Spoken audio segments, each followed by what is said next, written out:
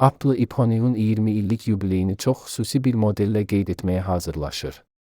Uzun müddətdir telefonlarında yenilik etmədiyi üçün tənqid edilən şirkət iPhone 17 və iOS 19 ilə müqayisədə iPhone 19 ilə daha çox dəyişiklik etməyi planlaşdırır. Lakin bu qərar təkcə dizaynı deyil, həm də qiyməti dəyişəcək. Apple iPhone'un 20 illik yubileyini dizayn dəyişikliyi ilə qeyd edəcək. Apple ilə bağlı hər inkişafı yaxından təqib edən Mark Gurmanın xəbərinə görə, Apple 2027-ci ildə iPhone'un 20-ci il dönümü üçün xüsusi tək parça şüşə modeli ilə çıxış edəcək. Hələ heç bir konsept və ya patent mövzusu olmayan bu dizayn iPhone'un çərçivələrini soyacaq və sanki tək bir şüşə blokundan ibarət kimi göstərəcək.